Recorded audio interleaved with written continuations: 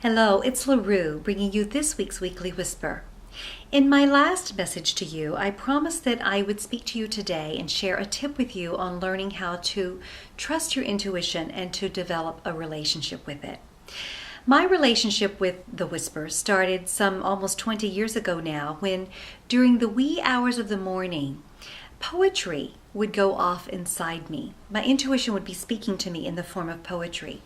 And if I didn't get up and write it down, it would just continue for hours. So I learned that if I wanted to sleep and get some rest, that I needed to get up and write it down and capture what it had to say. Little did I know that I was starting to develop the most amazing relationship with my whisper. I'm going to recommend that you do this very same thing as a way of establishing a trust and a relationship with your inner guidance. I'll explain why this can be a very useful strategy in establishing trust with your intuition. In NLP, they talk about a thing called convincer strategies. The brain needs certain criteria or facts in order to be convinced that something is real or true. When I journaled day after day, week after week, month after month, and year after year, my brain became convinced that my intuition is something worth trusting. You see, by journaling, I was building a body of evidence so that my brain would have a very difficult time doubting my intuition. When you have a body of evidence like that from journaling your experiences with the whisper, you're going to have a hard time doubting your intuition and an easy time trusting it. Vanessa and I have both been journaling messages from guidance years before we ever met each other.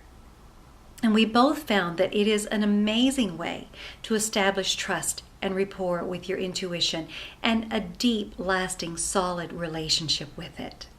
If you haven't already, get yourself a very special journal. It's a journal that's just for the whisper, to capture your sacred journey with it. Don't put your mind dump journaling in your sacred journal where the whisper speaks to you and you're capturing all of those experiences with inner guidance. Instead, when you're just dumping the contents of your mind or you're writing about things that are bothering you, put that in a different journal or on some sheets of paper that you can just shred when you're through so that no one has to see what your mind is saying to you. Your sacred whisper journal is for those hunches that you have, those urges, inspirations, your wonderings, and those messages that your whisper gives to you. It's a record of your sacred journey with your intuition. Watch your trust strengthen as you journal day by day, week by week, and month by month. Remember, when you do this, you're not just building a body of evidence. You're building a very solid, unbreakable relationship with your intuition. Bye for now.